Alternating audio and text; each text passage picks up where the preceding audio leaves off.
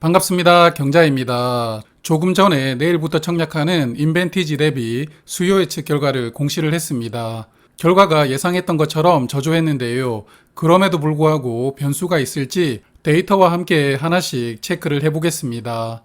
인벤티지 랩은 청약 일정이 좀 특이합니다. 금요일과 월요일인데요. 이렇게 주말을 끼고 청약하는 종목이 잘 없는데 좀 특이하게 일정을 잡았습니다. 그래서 환불은 수요일이 되었고요. 환불 기간은 이틀인 청약입니다. 이 종목은 워밍업으로 소개를 드리지 않았죠. 그래서 사업을 간단하게 체크를 해볼 텐데요. 신약을 개발하고 있는데 주요 파이프라인이 남성 탈모 치료제가 있고요. 치매 치료제도 있습니다. 이 두 가지 파이프라인은 벌써 라이센스 아웃을 했는데 상대방이 대웅제약과 종근당이거든요. 사업 파트너가 괜찮은 제약사들이죠. 아직까지는 연구 속도가 빠르지 않지만 그래도 국내 대형 제약사들에게 기술 이전을 했다는 게 포인트라고 볼 수가 있겠습니다. 그리고 실적 간단히 체크를 해보면 그래도 라이선스 아웃을 한 덕분에 매출이 약간 나오고 있습니다. 올해 상반기에도 11억 원 매출이 나왔는데요.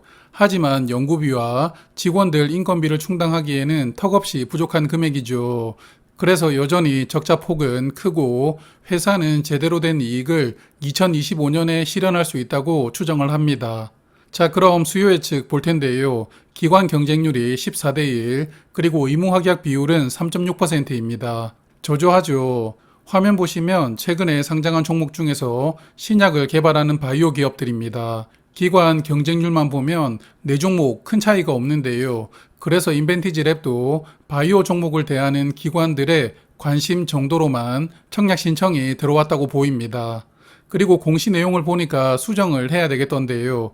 운용사와 기타 기관이 15일 확약을 신청을 했는데 합계에 기재가 되어 있지 않더라고요. 그래서 일단 제가 이 두 개를 더해 보았는데 건수 기준으로는 의무 확약 신청이 35건, 그리고 수량 기준으로는 약 37만 주였습니다.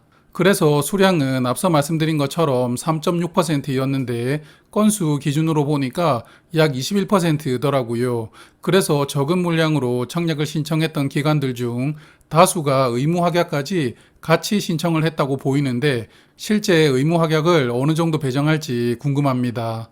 최근에 청약한 종목들과 비교를 해보면 기관 경쟁률은 9위로 꼴찌였습니다. 오늘 청약이 끝난 NZ이 42대 1이었는데요. NZ보다 더 낮게 나오면서 9위가 되었고요. 의무 확약은 3.6%로 5위가 됩니다. 그래서 공모 가격이 많이 내려갑니다. 하단 금액이 19,000원이었는데요. 12,000원으로 무려 7,000원 내려갔습니다. 하단 가격에서 약 30%를 더 내렸다고 보이는데요. 공모가 신청 결과를 보면 청약 참여한 기간 81%가 하단 미만을 신청을 했으니까 이 종목도 결국은 공모가를 희망차게 잡았다가 현실을 마주했다고 생각을 합니다.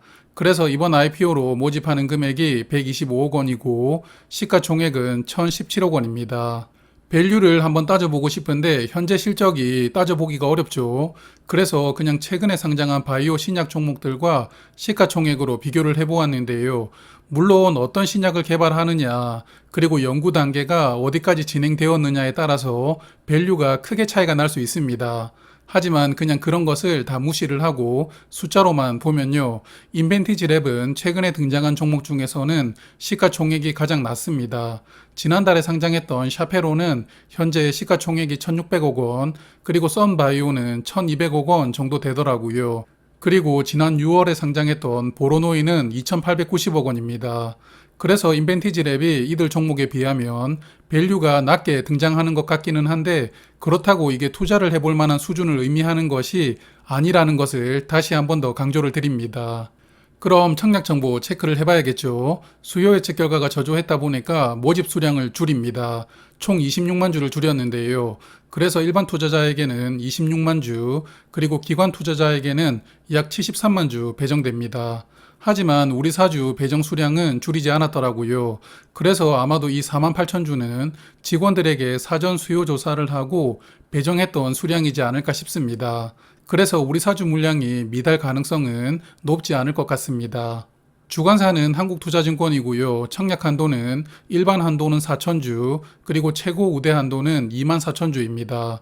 이 종목 채소 수량이 30주던데요. 한투가 최근에 채소 수량을 20주로 하고 있는데 10주를 더 올렸다는 것은 결국은 균등 배정 수량이 많아질 것을 예상을 하고 이렇게 정해둔 것 아닐까 싶습니다.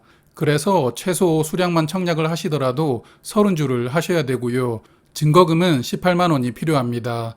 그리고 한투도 일반 고객은 청약 수수료가 2,000원입니다. 의무합약 3.6%를 고려해보면 상장일에는 304만 주가 유통됩니다. 비중으로는 37.1%인데요. 그 중에 기존 주주 물량이 25%입니다. 그러므로 이 종목은 기존 주주가 어떻게 해주느냐에 따라서 상장일 성적이 갈린다고 보는데요. 지난번에 샤페론처럼 시초가부터 올려서 달려주는 게 베스트인데 또 그렇게 해줄지 모르겠습니다. 유통금액은 365억 원인데요. 이 정도 유통금액은 수급을 조절하기에는 적당한 수준이라고 보입니다. 서두에서 잠깐 언급을 드렸지만 최근에 바이오 관련 종목들 성적이 나쁘지 않습니다. 시초가 기준으로 손실을 준 종목이 단 하나도 없었는데요. RP바이오를 제외하면 수요 예측 결과가 저조했지만 결국 시초가는 공모가 이상에서 시작을 했습니다. 이제 내일 바이오 관련 종목인 DTNCR로도 상장하는데요. DTNCRO가 또 좋은 성적을 보여준다면 머리가 좀 복잡해질 것 같습니다. 그래서 수요 예측 결과를 보셔서 아시겠지만 상당히 저조했고 청약은 당연히 패스하는 게 맞다고 봅니다. 다만 내일 DTNCR로도 괜찮은 수익을 준다면 머리가 좀 복잡해질 것 같은데요. 그래서 내일 DTNCR로의 성적표를 좀 보고 패스를 할지 아니면 균등 정도는 참여를 해볼지 고민을 좀 해봐야 될 것 같습니다. 하지만 내일 성적이 좋지 않다면 저는 그냥 패스로 결정하려고 합니다. 인벤티지 랩은 11월 3주차인 23일에 상장합니다. 수요일이거든요. 그날 단독으로 상장하니까 그래도 상장일 변수는 없다고 볼 수가 있겠습니다. 그럼 청약 잘 판단하셔서 성공 투자하시고요. 저는 내일 아침에 DTNCR로 라이브로 뵙겠습니다. 오늘 하루도 수고 많으셨습니다.